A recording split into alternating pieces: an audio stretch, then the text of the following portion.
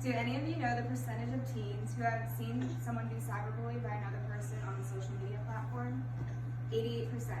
I'll say it again, 88%.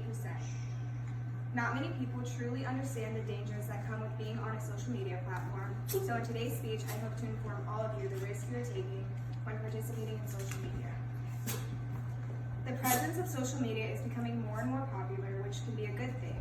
However, there are many downsides to social media that are relevant to our current issues, such as the amount of kids and teens becoming a part of social media and not being aware of what they are posting is increasing daily. Sex trafficking through social media platforms are increasing, and more kids and teens are being put at risk.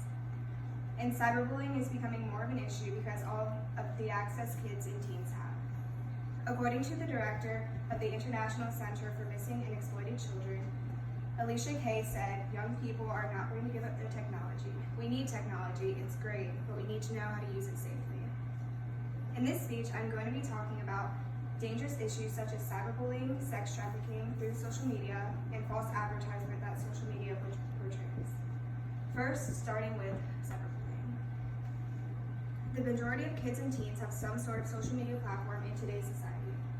This allows for kids and teens to talk to each other over the internet. However, this also allows for kids and teens to cyberbully each other over the internet. It is easy for the younger population to cyberbully because they do not have to face the person they are bullying in real life. Saying mean things through what people call Twitter fingers has proved to make bullying easier. It is quick for an individual to comment something rude under another's post or make posts about them on social media rather than having the confidence to say it in person. They have the safety of their phone screen. According to a 2013 Pew Research Center study, 20.8 kids aged 8 to 10 report they have been cyberbullied at least once in their life. For teenagers, 33% report they have been cyberbullied. This was just in 2013, where social media was just beginning to form. Imagine how much higher those numbers have increased in the past few years. The issue of cyberbullying has gotten so bad to the point where social media platforms have had to begin making settings that prevent cyberbullying from happening. Instagram, as said by S. Jones, is one of the main platforms where cyberbullying happens. As a way to make it harder for people to cyberbully, Instagram has instilled artificial intelligence and other preventative tools into their settings. If Instagram senses a harsh or demeaning comment, their artificial intelligence catches it and tries to convince the user to not post it. If the user still continues to post it, it is taken down quickly afterwards. Also, Instagram, as well as other social media platform users, gives users the ability to block other users, which is great because it can prevent an individual from receiving rude messages. It is sad that social media platforms have to go to such an extent to avert cyberbullying, but it is great that these tools are put in. This is just the beginning of social media and its dangers. Sex trafficking is another issue that is just as worrisome as cyberbullying.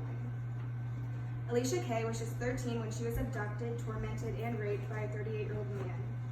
She had met him on an online computer game, thinking he was the same age as her.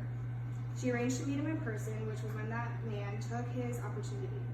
He even went as far as to broadcast, torturing her for the world to see on the internet. Thankfully, someone watching the broadcast tipped off the FBI, and Alicia was rescued. Now, Alicia is the Director of Outreach and Global Impact at the International Center for Missing and Exploited Children, and she's made it her life goal to educate adolescents on the dangers of online predators and how to stay safe on the internet. Many young girls are not educated on how they can stay safe on the internet, which leads them to being put in danger. According to the experts at Ohio Attorney General's Human Trafficking Commission, traffickers educate themselves on their victims by studying their profiles, seeing what they like, seeing what they're interested in, their victims by studying where they live or go to school. These sex traffickers know what young girls want to hear: encouragement and compliments. That's how they reel these poor girls in. I know that most of you have heard the increasing amount of sex trafficking occurring in our society. It is important to prevent this issue from becoming more likely to happen. Dr. Cecilia Williamson, the director of the UT Human Trafficking and Social Justice Institute, says that while 58% of victims eventually meet their traffickers face-to-face, 42% who initially met their trafficker online never meet their trafficker in person and were still attacked. This shows the power that sex traffickers have through the use of social media. Girls do not even have to meet their attacker and they can still get attacked. So please make sure to check that what you are sharing on social media. As half of my audience is female, watch what you're sharing and who you're sharing it with. Finally, the last danger I'm going to mention is this false advertising of social media. There's false advertisement with body image and mental health. Social media is great for spreading awareness, yet social media also portrays a certain type of image that becomes blinding for many young girls and boys.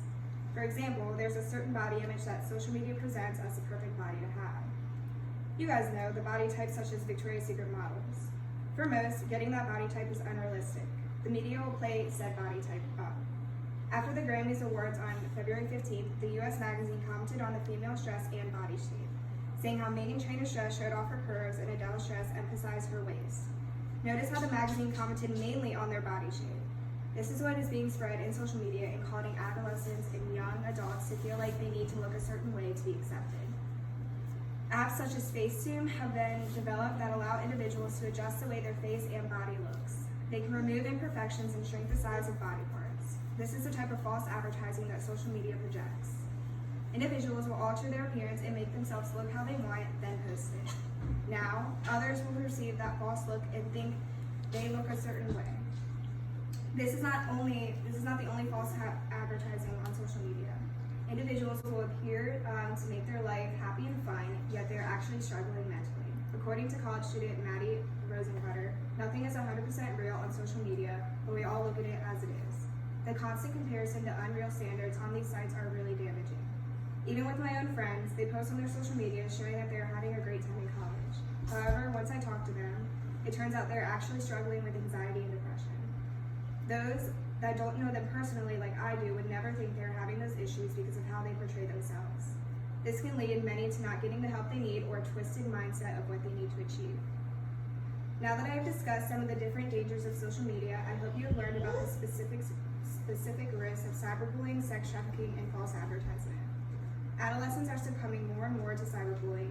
Young girls are increasingly being targeted by sex traffickers, and the image of social media portrays are making individuals become more self-conscious and unhappy in their own lives. Recognizing the issue and becoming more aware is the first step towards becoming safer while using the internet. I encourage everyone to go home and review what they have been posting and sharing. In a society where it is dangerous to even walk down the street, imagine the danger of sharing your location on Snapchat.